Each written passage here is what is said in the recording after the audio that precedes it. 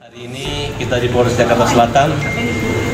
Saya menepati pertandingan hari ini bukan pertandingan otot tapi pertandingan otak. Bukan menyangkut salah benar tapi etika. Ya. Saya mengatakan masalah siri itu bukan menggunakan badi ataupun pistol atau senjata. Bukan dengan cara mempermalukan orang, mengetok rumah orang dengan cara-cara yang tidak benar, kesombongan dan keangkuhan. Tapi saya dengan tim yang saat ini kita beri kuasa kepada Bang Dr. Krisnamurti, kantor beliau dan tim gabungan pengacara pembela kaum lemah. Kami tempuh secara hukum. Nanti beliau akan menjelaskan tentang pasal dan ancaman hukumannya. Banyak orang Batak, lalu manajernya orang Jawa, kemudian wakil direkturnya orang Padang, itu udah biasa. Udah lagi tidak terkotak-kotak, kan terkait menyangkut masalah ras itu nggak ada yang kalimat kau Bugis, Makassar kau Bugis, nggak ada lagi bos. Nah, harus udah. Jadi jangan seolah-olah terjadi kan ujaran kebencian yang mengadu domba antara suku. Suku ini di Indonesia sudah selesai saya anggap. Padahal dia datang ke rumah saya, dia minta pukul saya. Terus apakah dengan kesopanan saya ini membuat saya penakut? Nah, udah nggak apa-apa. Kalian bilang saya penakut atau apapun, tapi saya sopan dan menghormati tamu. Nah sekarang silakan kalau dia berani, silakan dihadapi unsur-unsur pasal yang menjerat dia nanti ketika proses ini berlangsung.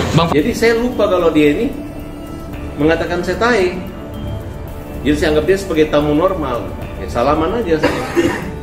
Tapi memang kalimat katanya sombong banget gitu. Sampai orang tua saya keberatan. Kan belum pernah ada di Jakarta ini orang berani datang ke rumah saya.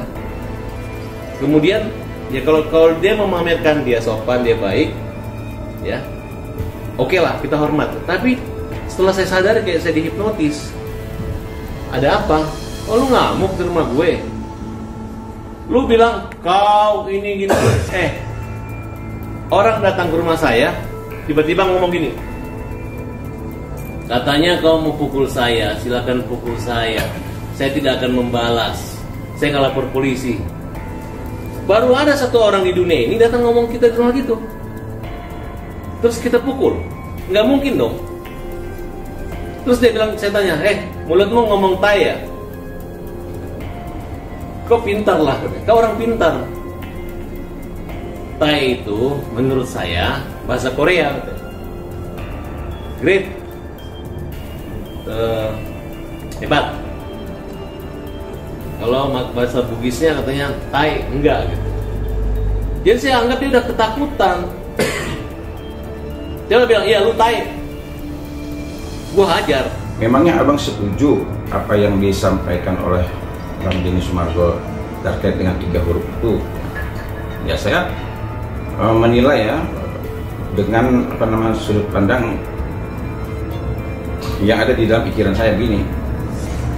Kalaulah umpamanya Bang Denny Sumargo itu menuliskan 3 huruf itu ya, ditujukan kepada orang yang mungkin ya orang ini memang bisa menjaga harkat dan martabat profesinya, bisa menjaga kewibawaannya ya dalam berkomentar juga ya, siapa orangnya, bagaimana komentarnya, bagaimana sikap dan tingkah lakunya ya. Mungkin kalau seandainya komentar seorang ulama, saya yakin Bang Denny Sumargo tidak mungkin mengeluarkan kalimat 3 huruf.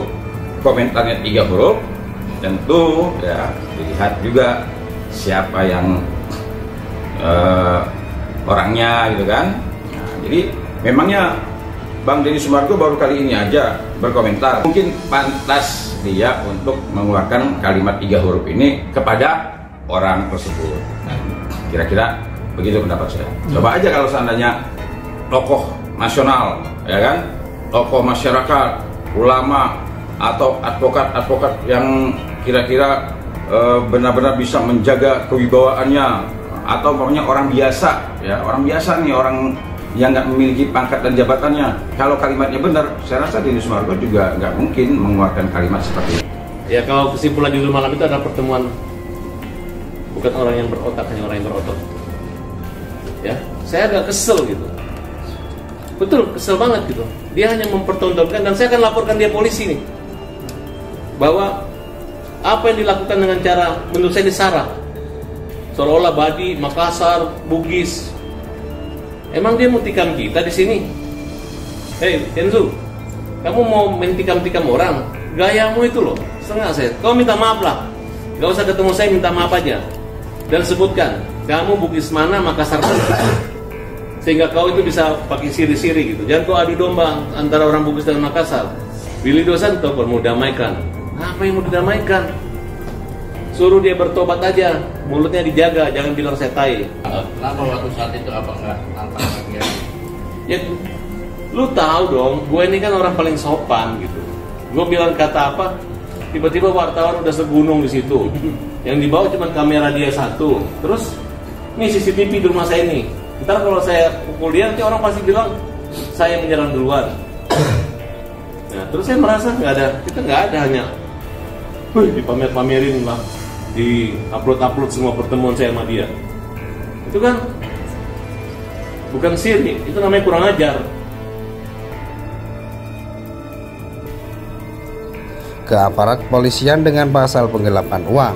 Uang itu dikumpulkan dengan motif dan pertimbangan untuk pengobatan si Agus. Totalnya berapa saya nggak ngerti, kata Haposan. Haposan menilai Agus salah jika uang donasi masyarakat tidak digunakan untuk berobat. Novi, laporin aja Agus, daripada Anda dituntut para donatur itu.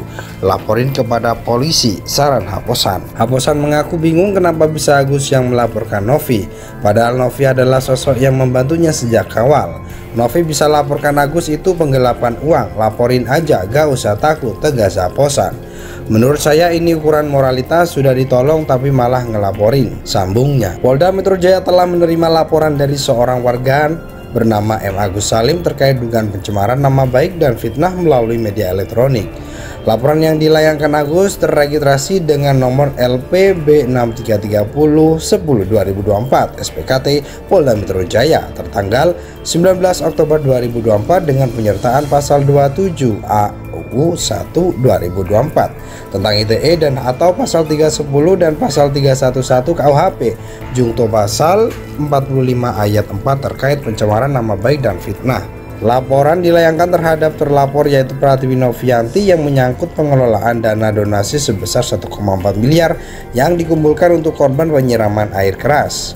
Saudara MAS melaporkan dugaan pencemaran nama baik serta ancaman melalui media elektronik yang dilakukan oleh PN. Laporan ini kami terima pada tanggal 19 Oktober 2024 dan akan segera kami tindak lanjuti, ujar Kabid Humas Polda Metro Jaya Kombes Ade Ari Syam Indradi. Pengacara Agus Salim menuduh YouTuber Pratiwi Novianti pengguna narkoba. Bukannya marah atau melapor ke polisi atau tudar itu, Novi justru melakukan cara berbeda.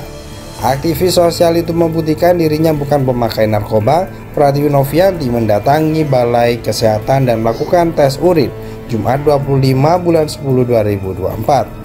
Hari ini 25 Oktober 2024 saya melakukan tes urin di Balai Kesehatan, ucap Pratiwi Novianti dikutip dari tribunjakarta.com. Akan langsung saya serahkan, katanya.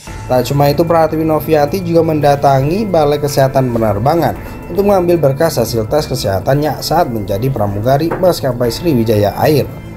Pratiwi Novianti mengaku menjadi pramugari selama 8 tahun dan tak pernah sekalipun memakai narkoba.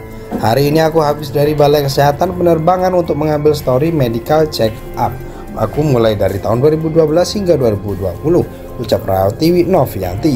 Terakhir saya medical check up itu di bulan Maret dan saya resign di bulan November 2020. Ini lengkap ya selama saya bekerja 8 tahun di Sriwijaya Air, bahwa saya tidak pernah menggunakan obat-obat terlarang, imbuhnya. Netizen yang melihat video tersebut lalu berharap Pratiwi Novianti melaporkan pengacara Agus Salim atas tuduhan pencemaran nama baik.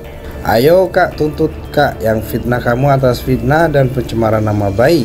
Lapor balik teh pencemaran nama baik, tuntut balik pencemaran nama baik teh.